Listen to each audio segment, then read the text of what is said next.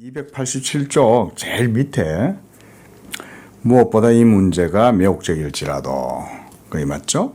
이제 더 이상 이 점에서 그리스도에 의한 자신에 대한 증거와 사도들을 통한 그들의 선생과 주님에 대한 증거들의 내용에 대한 발전을 충분히 제시할 기회가 없다. 그러나 몇 가지 특별한 점에서 잠시 관심을 기울이고자 한다. 자, 288쪽. 세례 요한이 증거한 대로 예수님 역시 하나님 나라가 가까웠고 그 나라의 시민권은 신앙과 회개의 길에서만 얻을 수 있다는 설교로 등장하셨다. 그러나 그는 자신과 그 왕국의 관계를 요한이나 다른 선지자들과는 전혀 다른 관점에서 관련시키고 있다. 이 모든 사람들이 그것을 예언하였지만 예수는 그것의 주인이요 소유자다. 참으로 그는 그를 위하여 영원한 의논 가운데 작정하신 아버지로부터 그것을 받았다.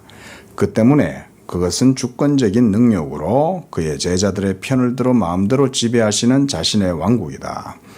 그 아들을 위해서 혼인잔치를 베푸시는 이는 아버지이시지만 그럼에도 불구하고 신랑은 아들이고 미래 자신의 것과 연합할 시 자신의 혼인잔치를 축하할 자는 아들이다. 아버지는 포도원 주인이시지만 상속자는 아들이다. 그래서 예수님은 하나님의 나라를 자신의 왕국이라 부르고 그의 교회를 그에 대한 고백의 반석 위에 세워진 것으로 말하고 있다. 그는 요나나 솔로몬보다 더 크다. 그를 위해서 모든 것, 부모와 형제자매, 집과 들과 자신의 목숨까지도 버리고 거절해야 한다. 아비나 어미를 아들과 딸을 나보다 더 사랑하는 자는 그에게 합당치 아니하다. 누구든지 사람 앞에서 그를 시인하거나 부인하면 그와 동일하게 하늘에 계신 그의 아버지 앞에서 그를 시인하거나 부인하실 것이다.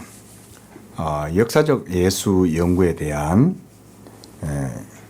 자유주의 신학이 생겨나게 된 게 이제 18세기부터 해가지고 르네상스 이후에 이제 점차 이 역사적 예수에 대한 연구, 그 다음 19세기에 들어오면서 이 하나님 나라에 대한 주제가 신학의 이슈로 이제 제기가 되기 시작하고, 그 다음에 그리스도의 인격에 대한 이런 역사적 예수에 대한 이런 부분들이 자유주의 신학 계열에서 많이 일어나게 된 거예요.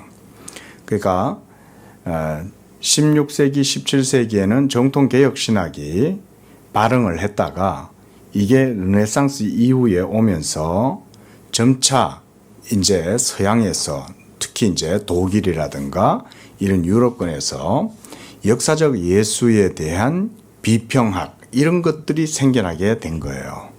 그러면서 예수가 누구냐? 그리고 하나님 나라가 뭐냐?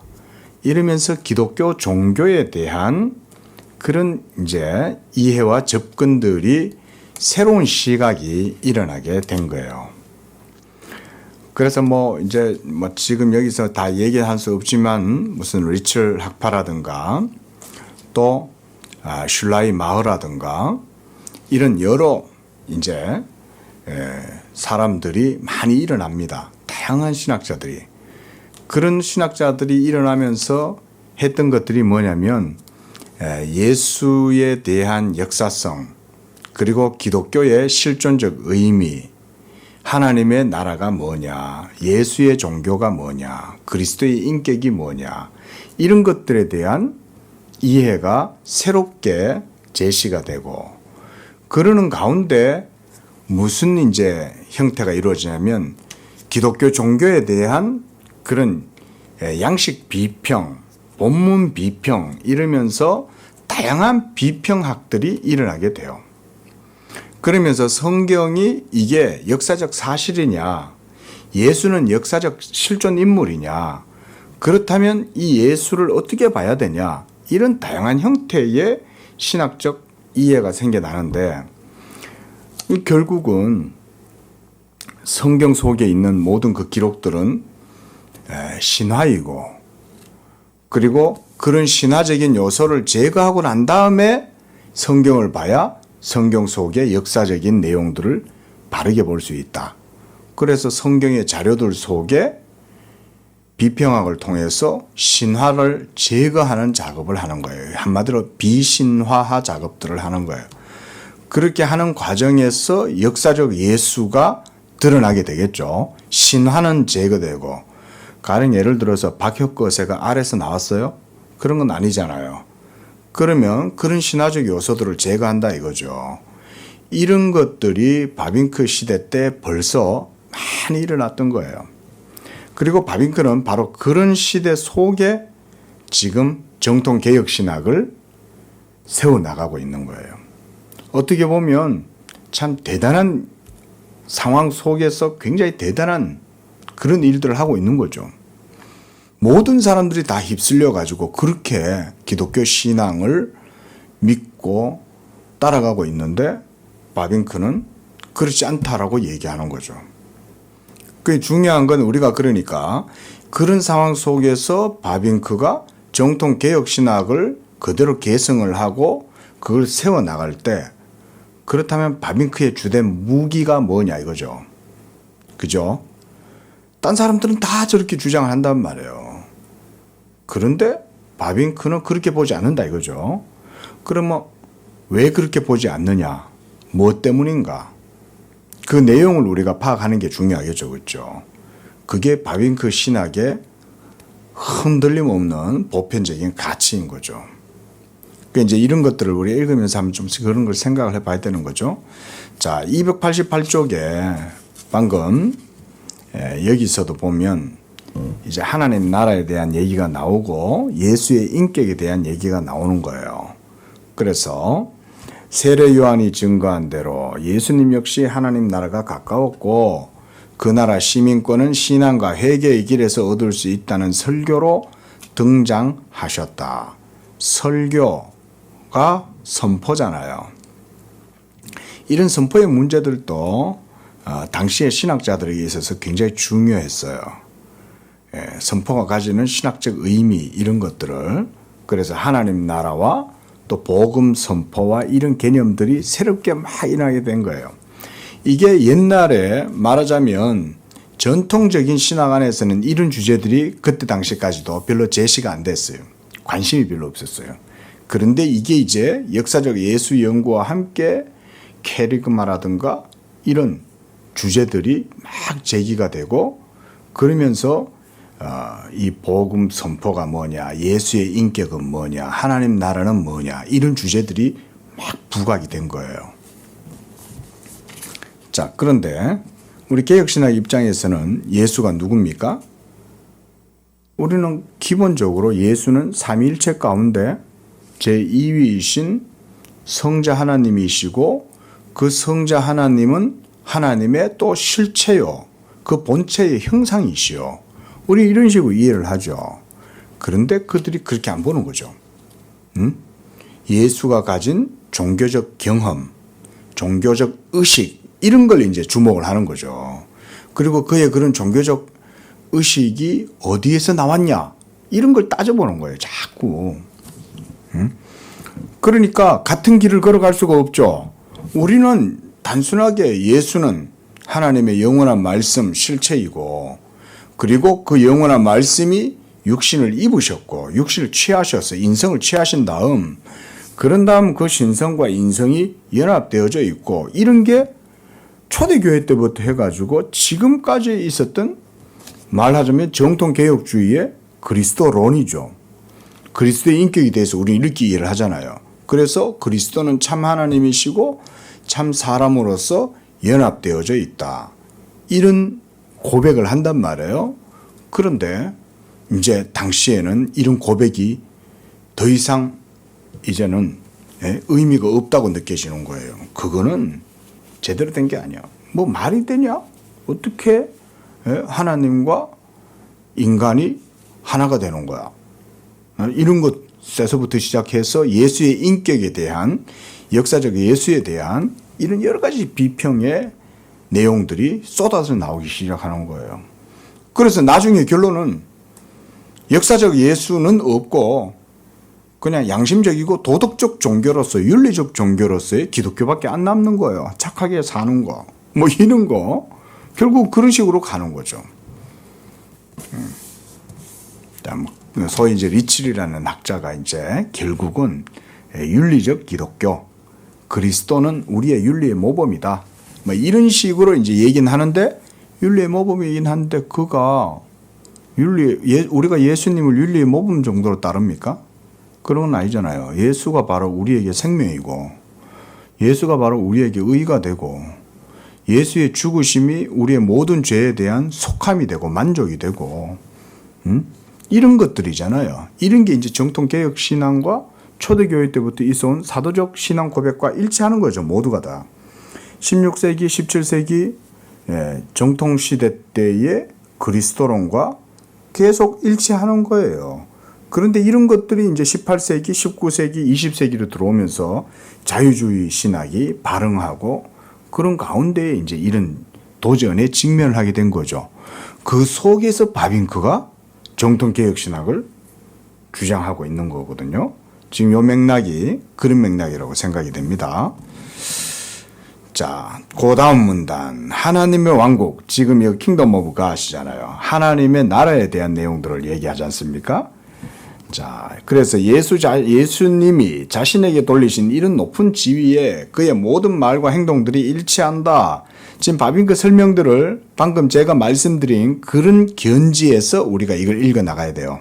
이 부분은. 지금 왜냐하면 바빙크는 그걸 지금 디펜스 하면서 지금 이 글을 쓰고 있다고 저는 봐요. 왜냐하면 역사적 예수에 대한 너무나 잘못된 비평학들이 너무 많이 있으니까 역사 비평, 본문 비평, 양식 비평, 뭐 다양한 비평들이 많이 일어났단 말이에요. 그런 비평들이 결국 뭘 하는 거예요? 성경을 못 믿겠다는 거잖아. 한마디로. 우리처럼 성경 믿는 거는 바보들인 거야. 우리처럼 성경 믿는 건 나이버하게 믿는 거고, 아이고 순진에 빠져가지고 요즘 또 누가 그렇게 성경을 믿냐. 머리를 좀 써라. 머리를. 이 말이거든. 그래서 성경 속에 있는 종교 비평, 뭐 여러 가지 비평 양식들을 다 시도를 해보는 거지. 근데 결국은 그렇게 해가지고 그럼 나오냐 이거예요. 답이 안 나온다 이거지. 결국은 답은 안 나오고 결국은 자기들의 결론만 나오지. 기독교는 윤리적 종교야. 뭐 이렇게 되는 거지. 예? 결국은 예수는 우리를 위한 생명이 될 수 없고 진리가 될 수 없고 그저 윤리적 표본으로만 존재한다. 결론이 이렇게 나오는 거예요. 그러니까 오늘날도 우리나라는 그래도 어쨌든 복음주의적인 또 우리나라의 성도들은 그래도 열정이 있죠. 내가 오늘 수요 예배 때 오전 예배 때도 잠깐 그런 얘기를 했는데 이런 자유주의 신학이 한신이라든가 기장이라든가 또 감리교 또 성결교 이 다 장신도 마찬가지고 그쪽 계열은 우리하고 괴가 틀려요. 그쪽은 다 말하자면 이런 자유주의 신학인 거예요. 자유주의보다 조금 더 나은 쪽은 이제 낫다고 자기네들끼리 하는 얘기는 이제 신정통주의인 거야. 그러니까 신정통주의는 우리가 봤을 때는 이제 신자유주의인데 자기들은 이제 새로운 정통주의다. 이런 식으로 이제 얘기를 하지만 구자유주의, 신정통주의 이들은 우리가 괴가 다르죠. 성경을 보는 관점 자체가 틀려요. 근데 그들이 그러면 그런 신학으로 그런 자유주의적인 그런 신학을 갖고 목회 현장에서 그렇게 사역을 하거나 가르칠 수 있냐? 그렇게 못 가르쳐요. 그렇게 가르치면 쫓겨나요. 교회에서. 근데 신학은 그렇게 배우고 현장에 가가지고는 또 그렇게 아닌 것처럼 또 그렇게 또 가르친다고. 참 희한한 상황이 벌어지는 거죠. 우리 같으면 그렇게 말하지 않죠. 응? 우리는 성경과 우리의 신앙을 일치시키려고 노력하죠. 성경은 객관적 대상이고 우리의 신앙은 주관적이지만 그 주관적인 종교적 의지라든가 감정이라든가 그런 모든 주관성에 속한 것들을 성경에다 우리는 맞추죠. 그래 따지면 우리 걸 내려놓고 성경에 맞추려고 애를 쓰는 거죠. 근데 기본적으로 그쪽 동네는 그런 게 아닌 거예요. 그 동네 신학은 성경 자체가 하나님의 말씀이 아니라고 생각을 하잖아요. 그러니까 하나님 말씀이 아니면 신앙의 지식이나 신앙의 내용을 무엇으로 구성을 하겠어요? 성경이 아니잖아요. 성경이 하나님 말씀이 아닌데 뭘 그런 걸로 구성을 할 수가 없잖아. 하지만 우리는 신학 자체를 성경을 가지고 신학을 구성하죠. 그리스도에 대한 인격에 대한 고백부터도 성경에서 취하죠. 아까도 얘기했지만 그리스도는 영원한 말씀이고 삼위일체 가운데 제2위 하나님의 본체의 형상이시고 아버지에게서부터 영원히 나셨고 그리고 성령은 아버지와 아들에게서 영원히 나오시고 이런 정통적인 고백들이 모두 성경을 따라서 이루어지는 거란 말이에요. 그리스도의 인격도 중보자의 인격으로 이해를 하는 거죠. 지금 이제 하고 있는 것도 우리가 언약의 중보자잖아요. 그러니까 이 언약의 중보자에 대한 개념도 성경 안에서 취하는 거죠. 만약에 성경을 따라서 언약의 중보자에 대한 이런 인격의 이해를 하지 않으면 어때요? 바르게 접근할 수가 없어요. 불가능해요. 성경이 없이는. 그러면 그런 여러 가지 학파들이 있단 말이에요. 비평학파들이.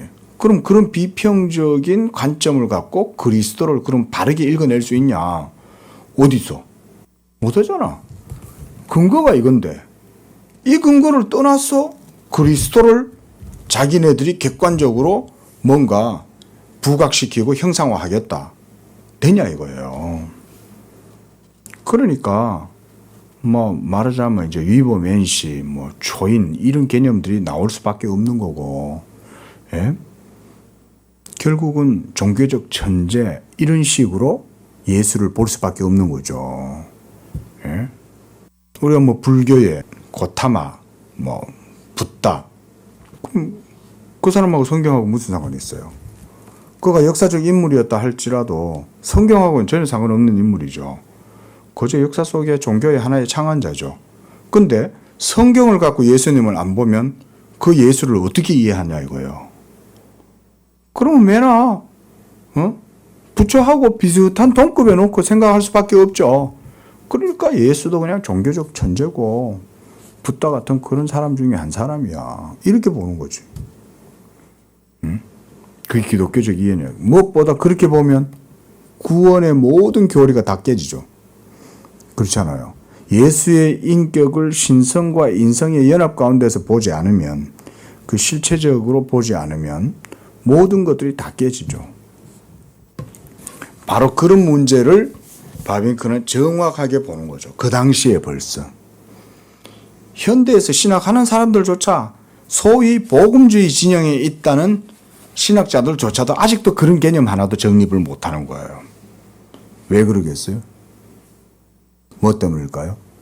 답은 어렵지 않아요. 그 해답은 간단해요. 성경을 안 믿기 때문에 그런 거예요. 성경에 기록된 말씀에 대한 증거를 갖고 있으면 당연히 자기 신학을 성경을 통해서 구성하겠죠. 그러면 성경이 증거하는 그리스도를 믿게 될 것이고 그런 그리스도를 고백하게 되겠죠.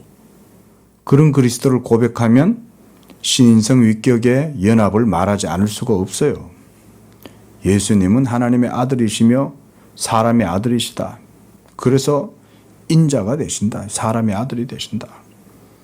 그리고 이 신성과 인성이 연합한 가운데 우리에게 언약의 중보자로 하나님이 주셨다. 이 전부 다 성경 속에 있는 내용들이거든. 그러니까 성경을 박살을 내버리니까 아무것도 안 되는 거야. 그냥. 그러니까 그냥 종교적으로 보고 역사적으로 보고 무슨 양식 비평적으로 보고 뭐 이런 식으로 접근을 하는 거지. 그래 놓고는 뭐라 그러냐. 그런 걸 학문이라고 말하는 거예요. 사탄이 얼마나. 예? 자, 성추행 당한 여자 직원이 있어. 회사에. 우린 드라마를 보면 우리는 전지적 작가 시점에서 보겠죠. 그죠? 그러면 우리가 그 상황을 보면 우리는 저 나쁜 과장이 여자 직원을 성추행한 거야. 우린 다 알아. 막 불불 끓지. 저놈 저거 진짜 죽일 놈 이러면서 막 전부 다 이제 분노하고 있지만 그 극 속에 있는 극중 인물들은 모르죠. 저 여자 직원이 저 과장을 미워하고 그래가지고 모해하는 거다. 음해하는 거다. 막 이렇게 하고 있는 거지. 예? 그런 식의 일이 벌어지는 거죠. 진실이 왜곡되는 거예요. 그러면서 그걸 뭐라 그래요? 성추행 해놓고 로맨스였다고 말하는 거죠. 그럼 그 로맨스가 되는 거예요? 응? 아니 역사적 예수 연구라는 이름을 갖다 붙여갖고는 성경의 모든 계시의 증거와 권위는 다 짓밟고는 한마디로 추행을 해놓고는 나는 로맨스였어. 얘기하면 그게 로맨스냐고. 응? 그런 격이나 다를 바가 없는 거예요. 그래 놓고는 그걸 신학이라는 책을 그거다가 띠얼러지라는 이름을 갖다 붙이지. 응? 그래 놓고는 무슨 신약 이런 식으로 갖다 붙이죠. 물론 신약 신학, 성경 신학 그 자체를 제가 부정하진 않아요. 그런데 성경 신학이든 조직 신학이든 간에 교회학이든 간에 믿음이 없으면 못해요. 이건 기본적인 거예요. 이건 조직 신학이 교회학이 아니라 성경 신학에서도 믿음이 없이는 성경 연구를 못해요. 예를 들어서 팔만대장경을 가지고 우리가 뭔가 양식 비평한다 칩시다. 응? 그러면 그게 역사적 사실이라는 믿음을 갖고 하는 거 아니겠어요? 혹시 알아? 저 일본 사람들이 우리나라 사람들의 정신을 말살시키려고 자기네들이 사실은 수백 년 전부터 준비해놨다가 어느 날 갑자기 그걸 딱 해인사에다가 그걸 갖다 딱 비추를 해놨다. 만약 이런 식으로 누군가가 얼룩뚱땅하지만 이런 주장을 한다 해봐요. 그럼 목소리가 또 커. 그 목소리 큰 놈이 장땡인 거야. 합천 해인사에 그거 말이야 300년 전에 일본 외구들이 와가지고 여다가 다 옮겨놓은 거야. 그거 우리나라 거 아니야. 예를 들어서 이렇게 얼토당토하는 주장을 했다 쳐. 소리가 크면 그 증명할 방법이 있어요 없어요? 그걸 증명하려면 각고가 필요하죠. 그렇죠? 여러 문헌들을 다 찾을 것이고. 그러니까 이것 때문에 20세기 초엽의 신학자들이 골머리를 썩었다. 특히 보수 진영에 속한 신학자들이. 그걸 증명을 해야 되겠는데 이걸 증명하려니 너무나 힘든 거야. 그냥 단순하게 믿으면 되는데. 에? 아니 이게 성경 맞는데? 이러니까 에이 바보야. 그렇게 순진하게 믿어. 아니야 그거 다 해가지고 편집된 거야 이거. 그 자료들도 이리저리 다 삽입된 거고. 응? 이렇게 얘기하니까 어때? 그럴듯해 보이잖아. 그 우리가 팔만대장경 예를 내가 얼토당토안하게 팔만대장경 갖고 예를 들었지만 예를 들어서 누군가가 그렇게 주장했다 쳐봐. 그 주장하는 사람은 이게 일본 건지 우리나라 건지 중요하지도 않아. 그 사람은. 만약에 자유주의 신학자들이 성경 속에 있는 진리에 대한 중요성을 정말 가지고 있다면 그런 식으로 떠들었겠어요? 애시당초 진리에 대한 중요성도 가지고 있지도 않아. 관심도 없어. 영혼의 구원에 대한 관심도 없어. 생명에 대한 개념도 없어. 그래놓고는 이거 사실 아니야? 사실 아니잖아. 이거 어떻게 사실이야? 어떻게 물이 포도주로 바뀌어? 말이 돼? 그런 소리를 한마디 해놓고 나니까 어때요? 진실하게 믿으려는 사람들 입장에서는 이게 진리가 무너지잖아. 진리가 부정당하니까. 그걸 증명하려면 어떻게 해야 되겠어? 다시 사본학을 새롭게 또 정립을 하고 온갖 옛날에 모든 이제 사본학들이라든가 문헌들을 다시금 또 살펴보고 이러면서 막 하는 거지. 나는 신약신학이나 구약신학, 성경신학 쪽에는 잘 몰라요. 공부를 많이 그쪽은 안 했어. 그러긴 한데 기본적인 걸 배운 것만 갖고 지금 말씀을 드리는 거예요. 근데 우리 신도원 다닐 때까지만 해도 그런 거 연구해가 오는 사람들이 난 존경스러운 거야. 그냥 믿으면 되는데 이 사람들은 그냥 믿는 단계 갖고 안 되는 거야. 전부 다 증명을 해야 되는 거야 이게. 그 외국에 가가지고는 그 믿음도 없는 유럽에 가가 그것도 교수들도 안 믿어. 믿음도 없어.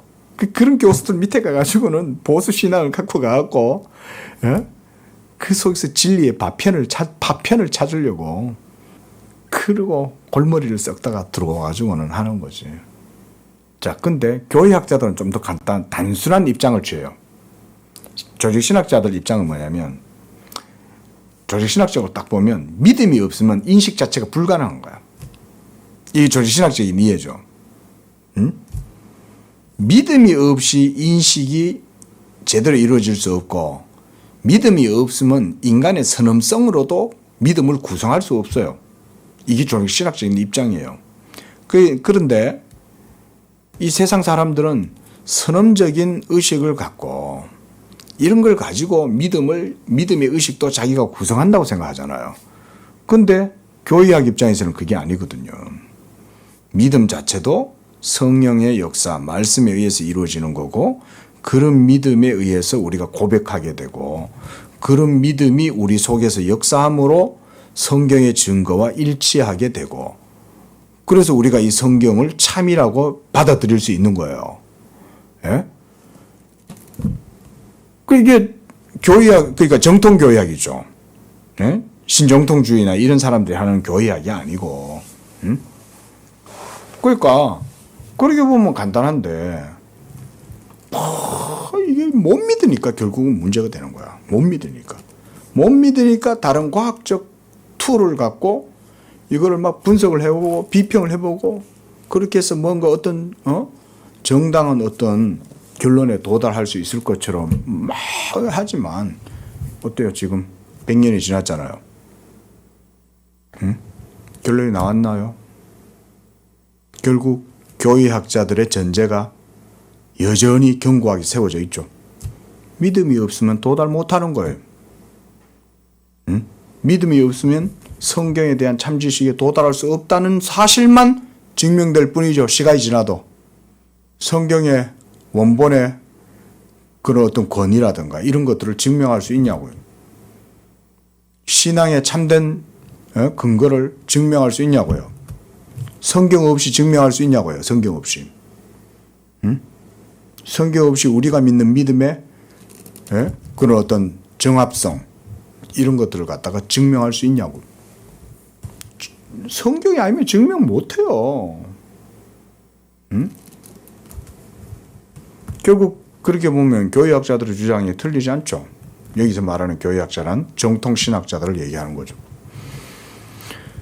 자, 바빙크가 지금 그런 상황 속에서 지금 이런 얘기를 하면서 역사적 예수에 대한 인격, 그리스도의 인격, 기독론에 대한 비판적인 기독론들을 지금 이런 식으로 얘기를 하고 있는 거예요.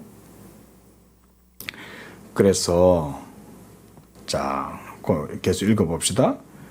그것들이 주의 아버지의 뜻에 완전히 일치한다. 예수님은 결코 죄가 없다. 그는 단 한 번도 하나님의 뜻을 어긴 일이 없다고 말씀하고 어떤 잘못이나 죄도 없다고 고백하고 있다. 그가 요한의 세례를 받은 것은 사실이나 다른 사람들과 같이 자신이 그것으로 죄의 용서함을 받기 위해서 그렇게 받은 것은 절대 아니다. 왜냐하면 그의 세례가 죄의 용서함에 이르는 회개의 세례이므로 요한은 예수님께 세례 주기를 꺼리하였기 때문이다. 예수는 반대를 받았지만 즉시 자신의 세례를 허락하도록 한 것은 개인적으로 죄의 용서함을 받기 위해서가 아니라 모든 의를 이루기 위함이라고 말하여 무마시켰다. 역시 그는 어떤 젊은 부자가 선한 선생이라 함을 거절하였다. 그러나 그것은 자신의 도덕적 완전성을 거절한 것이 아니었다. 그 젊은 부자는 그 당시 사람들이 여러 가지 문안과 존경으로 서기관들과 바리새인들에게 찾아갔던 것처럼 예수님께 왔다. 그는 예수님께 아첨하기를 원했고 그를 선한 선생이라고 한심을 사려고 했다. 예수님은 이런 아첨으로 섬겨지는 것이다. 그러나 그는 서기관들에게 하는 방식으로 문안받거나 존경받기를 원하지 않으셨다. 그가 모든 축복과 은택의 원천이라는 절대적 의미에서 하나님만이 선하시다.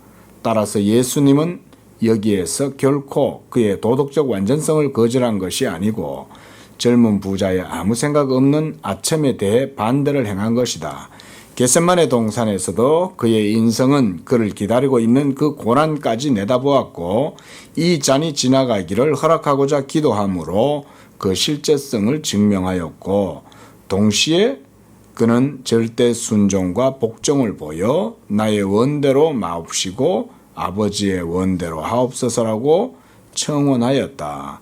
그러나 그 무서운 시간에도 겟세마네에서든지 골고다에든지 단 하나의 죄의 고백도 그의 입술에서 나오지 않고 있다.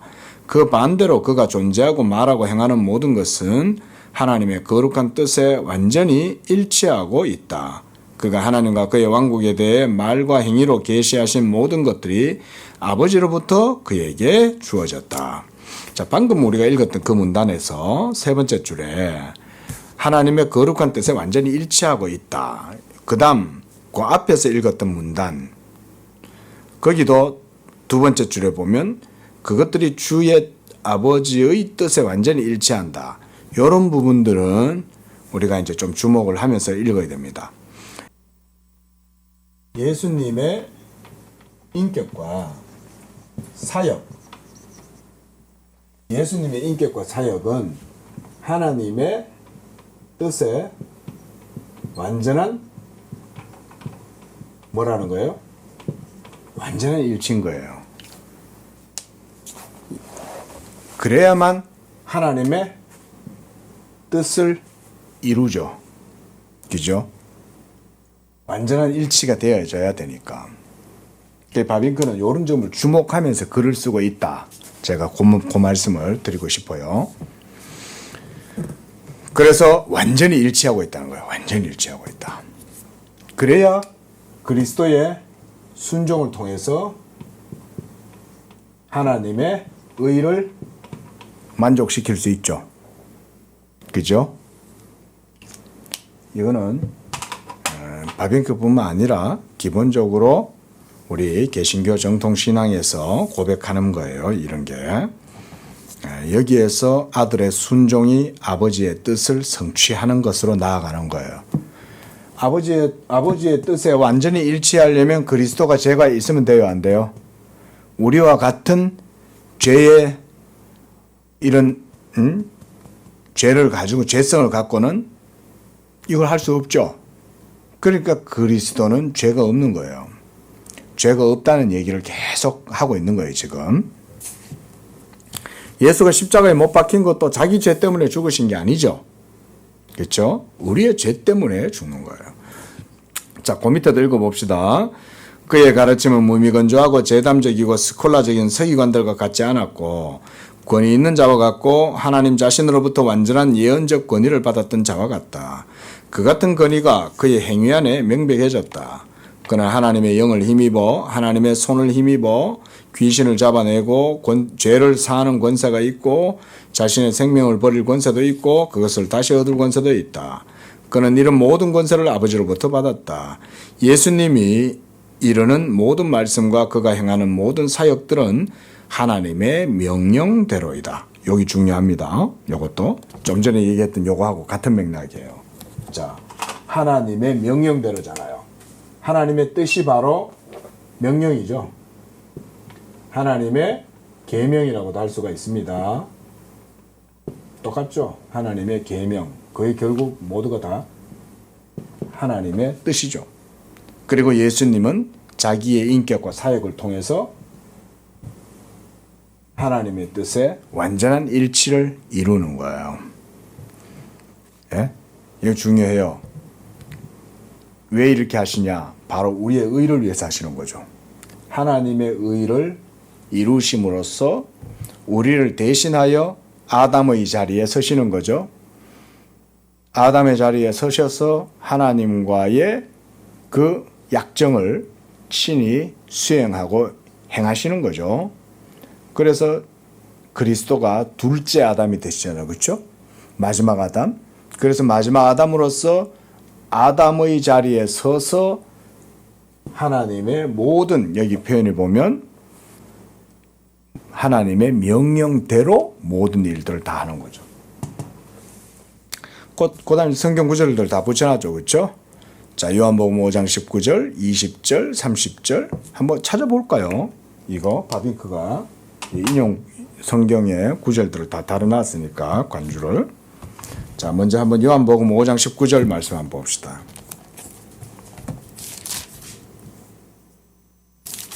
백 번 해도 성경 확인하는 게 최고 좋아요. 자, 보세요. 5장 19절과 20절이네요. 자, 내가 진실로 너희에게 이르노니 아들이 아버지께서 하시는 일을 보지 않고는 아무것도 스스로 할 수 없나니 아버지께서 행하시는 그것을 아들도 그와 같이 행한다. 일치죠. 그죠? 그리고 아들과 아버지가 구별이 되죠. 존재론적으로 구별이 되고, 그리고 아들은 아버지가 하시는 일과 뜻을 따라서 모든 일들을 다 하시죠. 이게 중요하죠. 일치. 이게 중요합니다. 여기에서 그리스도의 순종이 효과를 가지는 거예요. 우리를 위한 의를 이루시기 위한 그리스도의 순종이 근거가 바로 이런 것에 있는 거예요. 하나님의 모든 명령대로이다. 아버지의 뜻대로 순종하신다. 이게 중요한 거죠. 그 다음 20절에도 아버지께서 아들을 사랑하사 자기가 행하시는 것을 아들에게 다 보이시고 보여주시는 거죠. 그리고 아들은 이걸 보시겠죠. 아버지가 보여주시니까 아들도 보는 거죠. 뭘 보겠어요? 하나님의 뜻을 보는 거죠. 아버지가 행하신 일을 너희로 놀랍게 여기시리라. 여기에 하시리라. 자, 그 다음 30절. 5장 30절. 내가 아무것도 스스로 할 수 없노라. 듣는 대로 심판하노니 나는 나의 뜻대로 하려 하지 않고 나를 보내신 이의 뜻대로 하려 함으로 내 심판은 의로우니라. 그랬어요. 에? 자기를 보내신 아버지의 뜻대로잖아요. 하나님이 주신 계명, 명령대로 모든 일들을 일치하게 하시는 거죠. 자, 이런 걸 보면 예수님이 임의로 자기 원하는 대로 그냥 하신 게 아니라는 걸 알 수 있죠. 아버지께서 내게 보여준 대로, 알려준 대로, 행하시는 대로, 말씀하신 대로 모두가 다 뭐예요? 다 일치잖아요. 이 일치 속에서 이루어지잖아요. 그 다음 8장 26절. 요한복음 8장 26절. 내가 너희에 대하여 말하고 판단할 것이 많으나 나를 보내신 이가 참되시니 내가 그에게 들은 그것을 세상에 말한다. 예수님이 우리한테 전하신 모든 말씀들은 다 아버지의 것인 거예요. 아버지에게서 들은 거예요. 예수님이 그냥 혼자 말하는 게 아니에요. 독백이 아니에요. 예? 그냥 혼자서 그냥 뭘 이렇게 떠들고 이렇게 하신 게 아니에요. 모두가 다 아버지와 일치 가운데에서 하시는 거예요.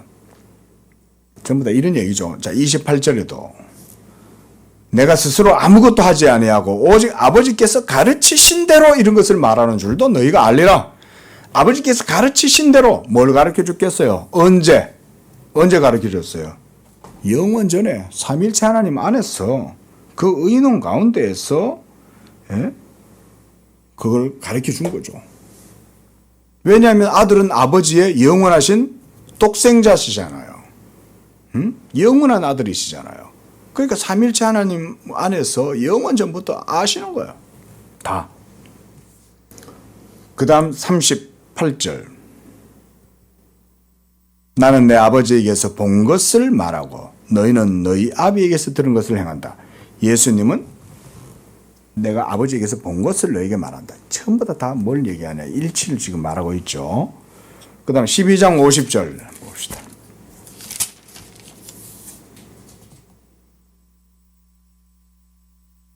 나는 그의 명령이 영생인 줄 아노라. 명령.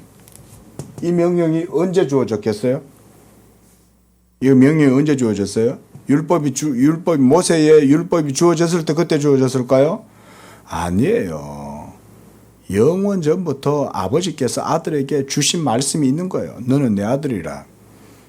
오늘날 내가 너를 낳았다. 아들아, 열방을 내게 구하라. 이런 모든 시편의 내용들은 삼위일체 하나님 안에서 이루어진 신적 협약을 성령의 감화를 통해서 보는 거예요. 그래서 아버지께서 아들을 메시아로 기름 부으시고 세우신다는 것을 다윗은 본 거죠. 그래서 우리가 대표적으로 메시아 시편이 있잖아요. 그렇죠? 예를 들어서 시편 110편 주의 권능의 날에 여호와께서 내 주에게 말씀하여 이르시기를 이러면서 여호와께서 주의 우편에 계신 주에게 주의 우편에 계신 주님 누구겠냐 이거예요. 예수님이죠. 하나님께서 자기 아들에게 그 말씀을 하시는 거죠. 그런 내용들이에요. 전부 다. 자, 그 다음 12장 50절은 받고 그 다음 17장 8절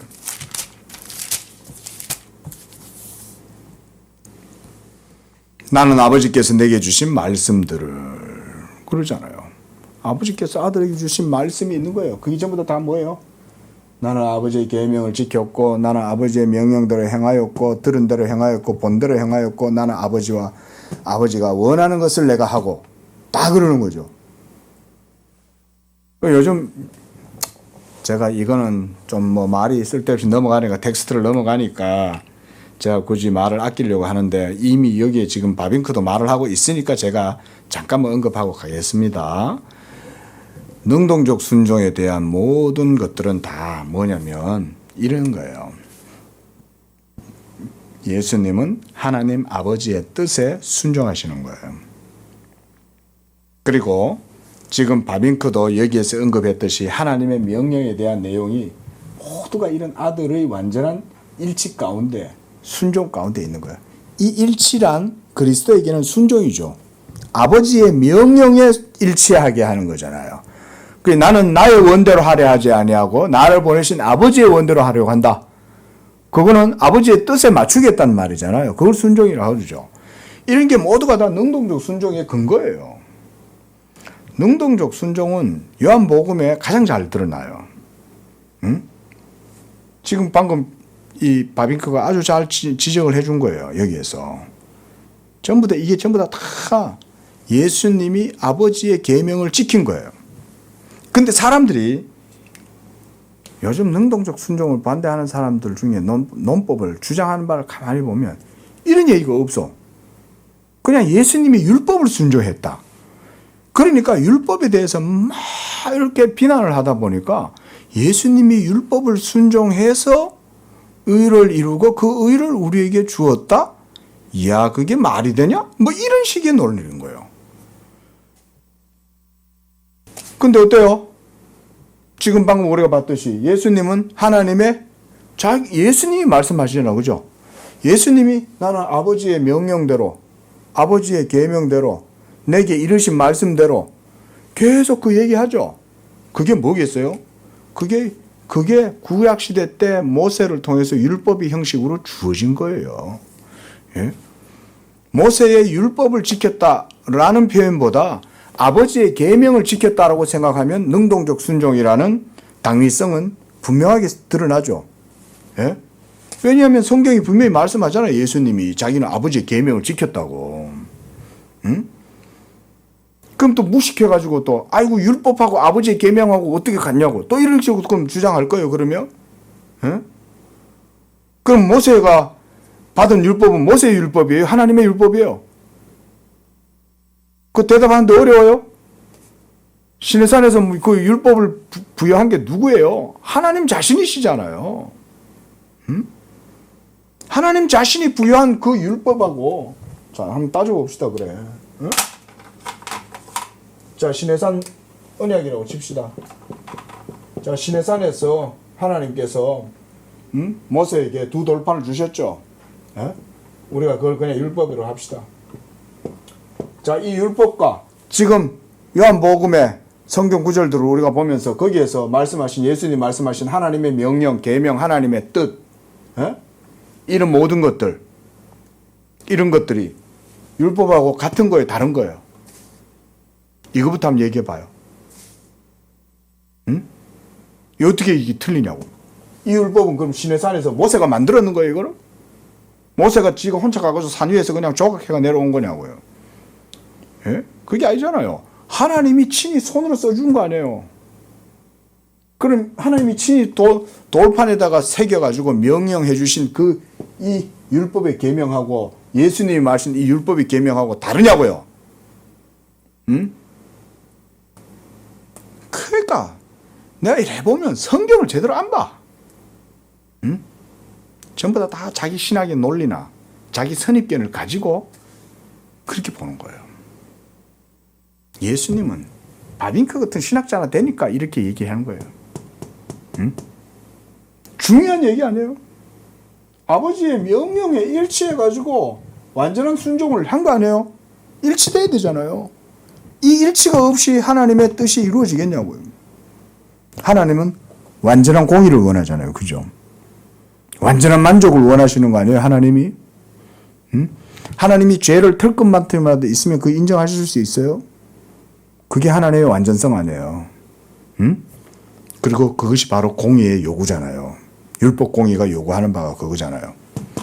이런 철저한 하나님의 완전한 진리와 공의를 일치하게 행함으로 의를 이룰 수 있는, 순종할 수 있는 존재는 예수 그리스도 외에는 없죠. 이게 개혁신학의 기본적인 기독론에 있어서, 속죄론에 있어서 기본적인 공식이라고 할 수 있죠. 그리스도가 이런 가운데 순종하신 거잖아요. 그러니까 전부 다 오늘 보면 링 위에서 싸워야지. 링 밖에서 싸우면 그거는 바른 게임이 아니죠. 예? 복싱 선수들이 주먹 휘두를 수 있다고 링 밖에서 휘두르면 돼요? 링 안에서 해야지. 성경 안에서 바르게 성경대로 그걸 갖다 놓고 아니 예수님이 하나님의 명령대로 자기가 모든 걸 다 한다고 그렇게 얘기하는데 뭐 그렇게 말들이 많아. 예. 따지고 보면 성경을 알면 간단해요. 복잡하고 어려운 얘기가 없어요. 그럼 왜 복잡하냐? 성경을 갖다 놓고 제대로 얘기를 안 하는 거예요. 응? 그러면 예수님이 하나님의 계명이 일치하게 해서 모든 순종을 하나님의 명령대로 다 행했다. 그래서 다 의를 다 이룬다. 그런 얘기한 게 그럼 거의 능동순종이 아니냐고 그게. 응? 그렇고 뭐 엉뚱한 소리 해. 예수님이 율법을 다 행해가지고 그래도 그게 뭐가 이상한 얘기야. 예수님이 율법 다 지킨다고 얘기하잖아 본인이 성경에서. 근데 이런 성경 구절을 안 찾아보는 거야. 어디 있는지 찾지를 못하는 거야. 성경에 대한 개념이 없으니까. 근데 성경에 대한 개념이 있으면 그걸 찾지. 바빙크 같은 사람들은 성경을 정확하게 이해하고 있으니까 필요한 성경 구절이 어디에 있는지 정확하게 찾아낼 수 있는 거지. 응? 도서관 사서가 책이 어디 있는지 아는 방법은 다 서지 목록 이전부터 다 정리되어 있잖아. 바빙크 같은 사람들은 그걸 찾아내지. 그리스도의 능동적 순종의 성경적 근거를. 영원전부터 아버지에게서 받은 계명과 명령이 시내산에서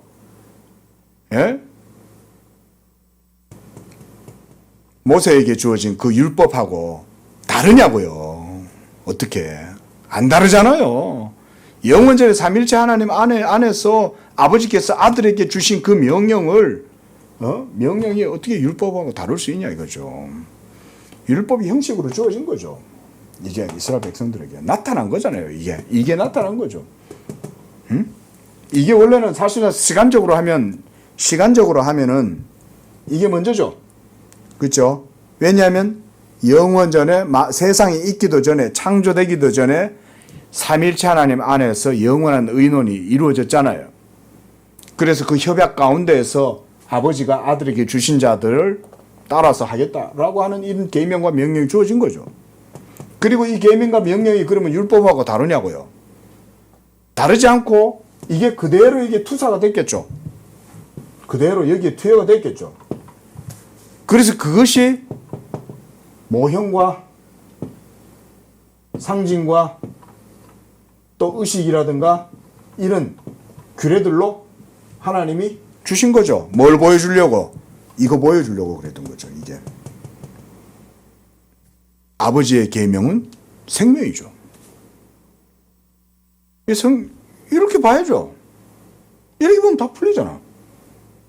그래서 아들이 일치를 하려면 십자가에서만 죽으심으로만 일치되는 게 아니에요. 십자가의 죽으심도 일치한 부분이에요. 물론 비중이 크긴 하지만 그러나 그리스도의 생애 전체가 다 하나님의 계명에 대한 순종으로 연결되어 있는 거예요. 이게 능동순종이에요. 이 기본적인 개념인데도 이거 갖다 놓고 얘기 안 해. 답답한 사람들이. 그 다음 봅시다. 지금 능동순종 얘기가 나왔지만 기본적인 개념인데.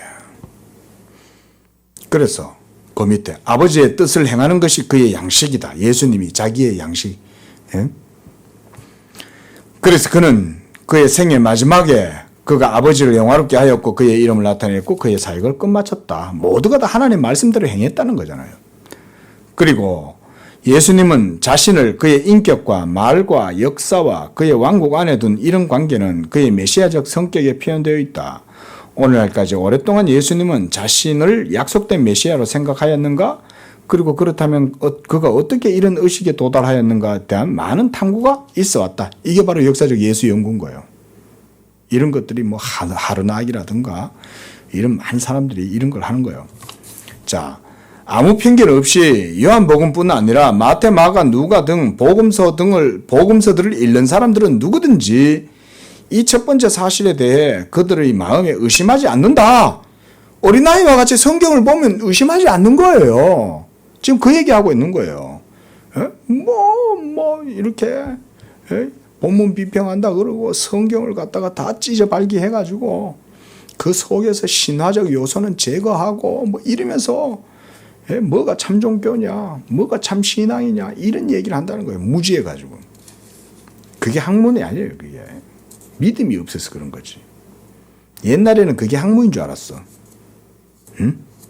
옛날에는 그런 식으로 하는 게 과학적으로 종교를 분석하고 과학적으로 성경에 접근하는 거라고 생각했지만 지금 시간이 지나놓고 보니까 그게 아니었던 거야. 응? 지금도 이런 되도 않는 것 갖고 신학이랍시고 하는 껄떡대는 사람들이 있어요. 아직도. 우리 한국 교회에서 이 정통주의가 다시금 회복이 돼야 돼요. 믿음의 권위와 영적인 이런 참된 것들이 회복이 돼야 돼요. 한국 교회에서. 아주 그냥 성질도 없고 과학이라고 하면서 신앙을 짓밟잖아요. 근데 지나놓고 보니까 어때요? 신앙이 짓밟히고 나니까 다 부셔지죠.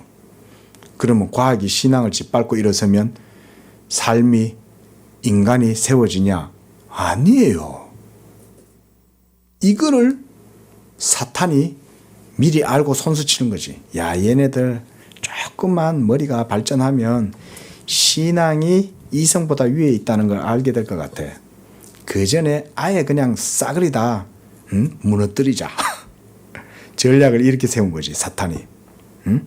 그래서 과학이라고 하는 이름을 갖다가 내세우고 그거 명목으로 신앙을 짓밟아 버리는 거지. 근데 신앙이 짓밟히면 인간이 세워지냐고, 인간의 자아가 정체성이 세워지냐고. 아니거든요. 그게 아니었거든. 사탄은 아는 거야. 인간은 영적 존재고 하나님 없이는 못 살고 그들은 하나님 없이는 아무것도 아니라는 걸 알기 때문에 미리 선수치는 거지. 그래가지고는 그냥 가라지 같은 것들을 학자로 세워가지고 의심하게 만드는 거지. 의심하게. 야, 이 말이 되냐? 어떻게 물이 포도주가 되냐?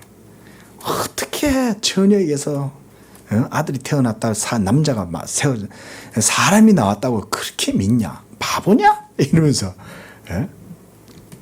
신앙을 결국 짓밟으니까 다 깨지죠. 야, 그래서 항상 우리 개혁주의는 그래서 그때 당시에 나온 교훈이 오직 성경인 거예요. 솔라 스크립투라. 그래서 이 오직 성경이라고 하는 이런 이 개혁주의 신앙이 오늘날도 필요하다. 이거는 예수님 오실 때까지, 예수님 오실 때까지.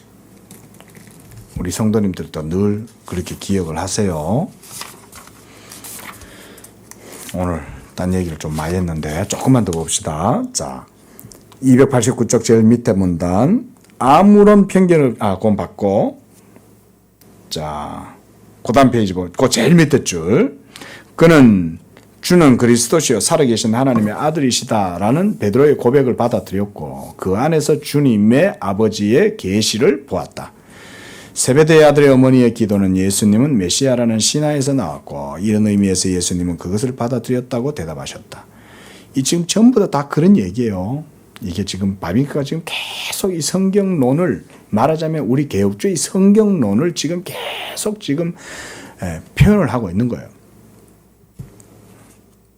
그리고 그 밑에 고문단 밑에서 네 번째 줄 모든 결론이 되는 것으로 그가 멸시당하고 죽임을 당하게 되심은 그가 그리스도시요 하나님의 아들이었다는 고백 이외에 다른 이유가 없다. 십자가 위에 기록된 유대왕 나사렛 예수라는 기록이 그에 대한 증거에 표였다.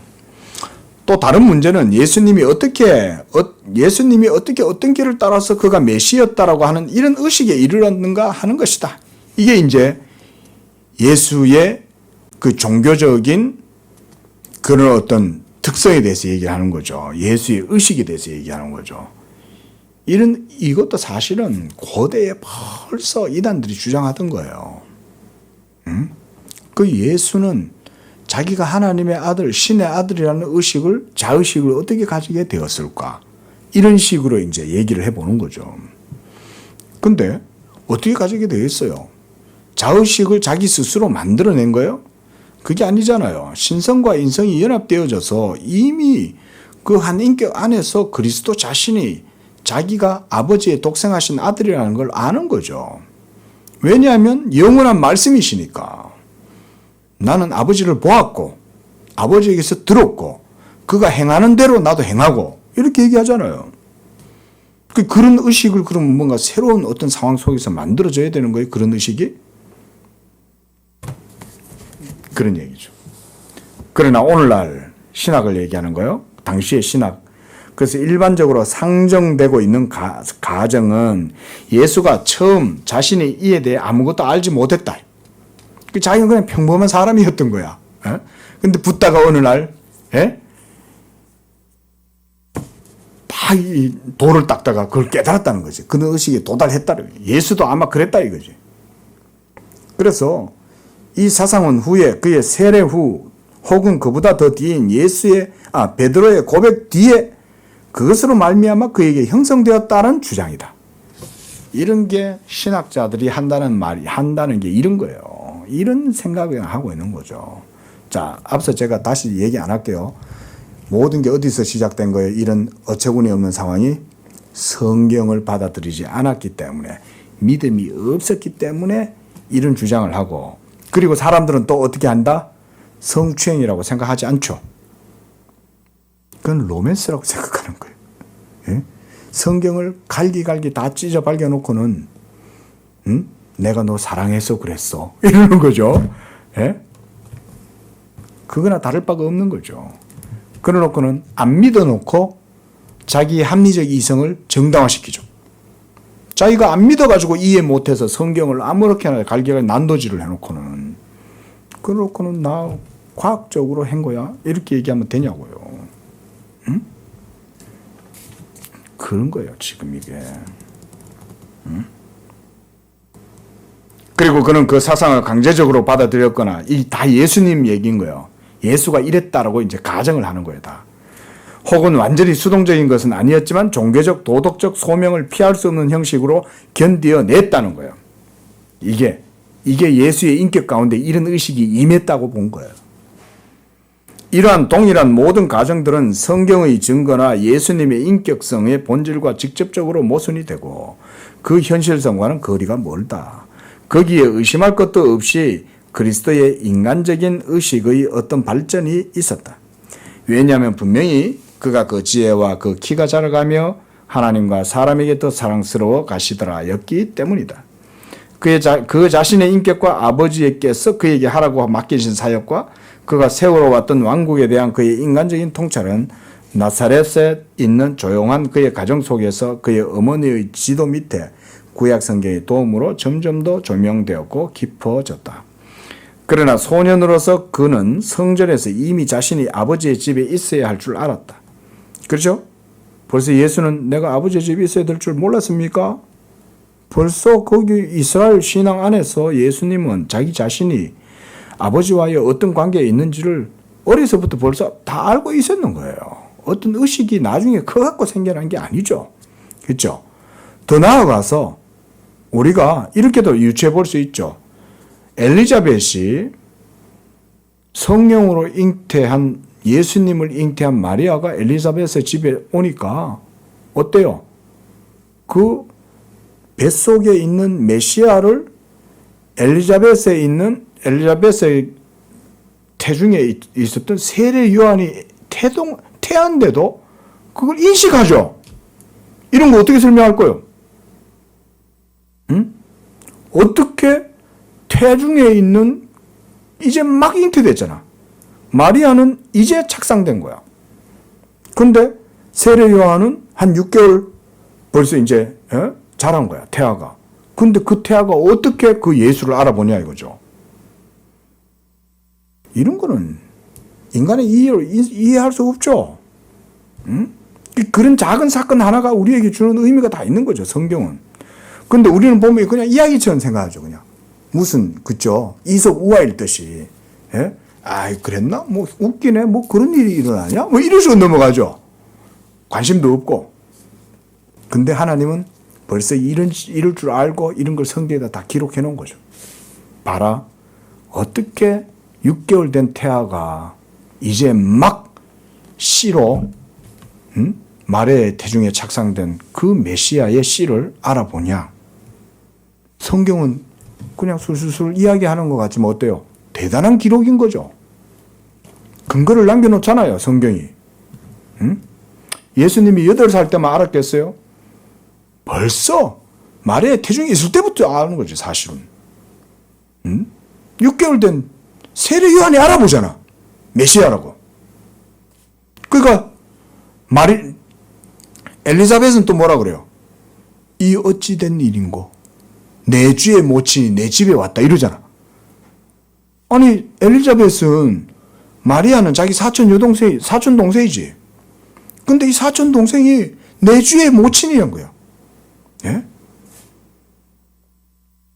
이런 성경의 이야기들은 우리한테는 무슨 이야기처럼 들려도 사실은 그 속에 모든 진리의 교의가 다 깔려 있는 거예요.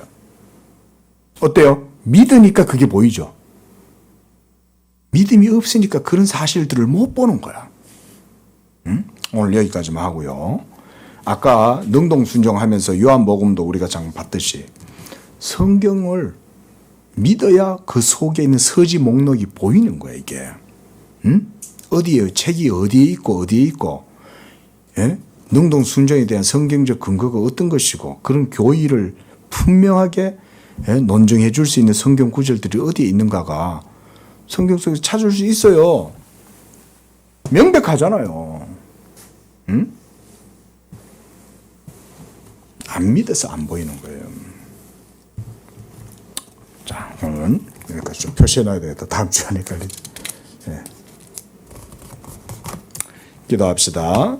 자비로우신 주 하나님 아버지, 우리에게 어린아이와 같은 믿음 주시니 감사합니다. 너희가 이 어린아이와 같이 되지 않으면 결단코 천국에 들어갈 수 없다고 하신 주님의 말씀은 그저 가벼운 말씀이 아니라 우리의 불신과 우리의 무지함과 우리의 어리석음을 강하게 질타하시는 주님의 온유한 지적의 말씀이었습니다. 주여, 우리에게 어린아이와 같은 겸손한 마음을 주셔서 주님의 기록된 말씀이 우리에게 주시는 그 증거를 우리가 믿음으로 받고, 그래서 어린아이와 같이 하나님의 나라를 받아들일 수 있는 우리의 믿음이 되게 도와주옵소서. 우리의 눈을 열어주셔서 성경에 기록되어진 이 참된 진리를 우리가 깊이 배워가면서 하나님의 도를 알고 하나님의 은혜와 사랑을 그 속에서 맛보고 하나님께 영광을 돌리는 우리의 삶이 되게 하여 주시옵소서. 예수님의 이름으로 기도합니다. 아멘.